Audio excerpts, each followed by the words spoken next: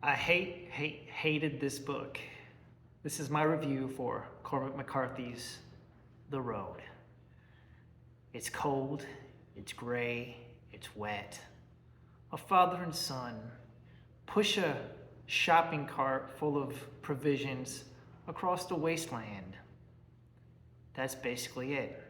From time to time, they come across horrific situations such as roving bands of cannibals. And then it just rinses and repeats itself, from time to time sprinkling in really pretentious prose that comes out of nowhere for no reason. Now, this is my second Cormac McCarthy novel. I previously went through and read No Country for Old Men, a book which I also did not like. And there's nothing different here. My only shock and disgust is that this book won the Pulitzer Prize, which tells me that the award no longer means anything.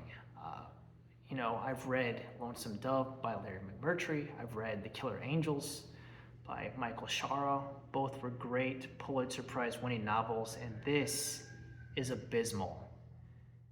Not only is it just bad apocalyptic fiction, okay, it's pretty much one of the worst post-apocalyptic books that I've ever read. I haven't read a lot, but when I was younger, in my teenage years, I perused a lot of trash, Roger Zelazny's Damnation Alley, Logan's Run, that's more dystopian. But what I'm saying is that this is just lousy. If you listen to this on audio, because I looked to see how long the audiobook is, it's about 6 hours. And you could just watch the Mad Max trilogy, the original trilogy from the 80s, and probably have, get more out of it. Like, Max Rokitansky is an actual character, unlike the man and the boy in this book. They have no names. I literally felt nothing for these characters. People can tell me that I'm lame and that I don't understand Cormac McCarthy. That's fine. You can feel that way. This book doesn't deserve the Pulitzer Prize. I'm going to say it right now. Stephen King's The Stand, as much as I hated that book, was better than The Road. At least it had actual characters in it. Now, maybe I didn't like the characters. Trash Can Man was lame. Some of the other characters, what was the guy? Larry, Baby Can You Dig Your Man? Memorable. There's nothing memorable about these characters. It's just a lame child, Papa, Papa. I mean, listen, the dialogue in this is so just awful. It's so simplistic. Let's see. For an example of this horrible dialogue, I'll just open it random. Do you think there's anyone out there, Papa? I don't know. How soon can we stop? We can stop now. On the hill, we can get the cart down to those rocks and cover it with limbs. Is this a good place to stop? Well, people don't like to stop on hills, and we don't like for people to stop. So it's a good place for us? I think so. Because we're smart? Well, let's not get too smart. Okay, are you ready? Yes. It's almost every one of these dialogue passages ends with the word okay, What should we do, Papa? It could be a decoy. What are we going to do? Let's just follow. We'll see if he turns around. Okay. Rinse and repeat. There's hundreds of pages of nothingness. This might have worked better as a novella. The worst thing is that all this simplistic dialogue in the book, then there's these splash-ins, I don't know, every maybe 20 or 30 pages where Cormac McCarthy tries to do some, purple prose. I love it in Ray Bradbury, and I don't know why I despise it so much when Cormac McCarthy does it. It feels forced and out of place. I'll try to find an example. All right, from page 28.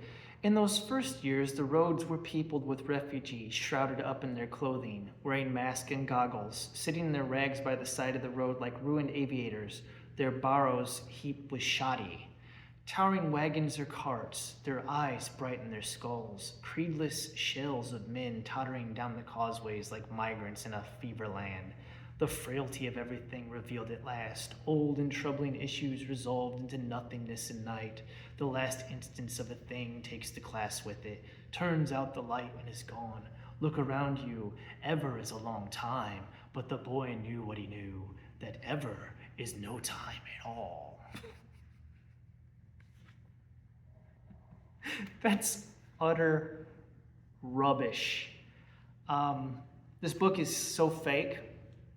I'll tell you in a minute that I totally lost any interest in it. I finished the book, but at one point in the book, and this is a spoiler, they find a shelter that was left over from, I don't know, whatever the inciting event was. In Stephen King's The Stand, at least we know what caused the wasteland. It was Captain Trips. You know, everybody got sick and it caused like an apocalypse. And they went to Colorado because Mother Abigail like called them there in their dreams, honey child. But in this book, he's just heading south and we don't know why. Why is he going south? I don't know. They never tell us. What caused the catastrophe? Have no idea. It obviously can't be a nuclear war or they'd be dead from drinking all the contaminated water.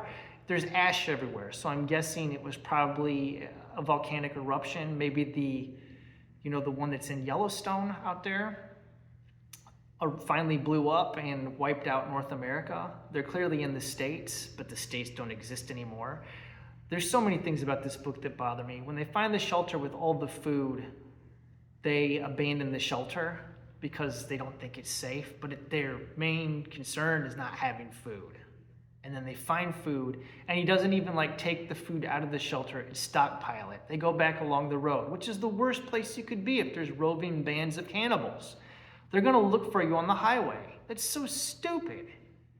I mean, these characters, the father in this book is an idiot, and he keeps on talking about being a good guy. Well, he's not a good guy. He proves that in his actions towards the end of the book when he, pulls a gun on a dude and they have a conversation. This guy's not a good guy. There's nothing about this father. He never tries to rescue or help anybody.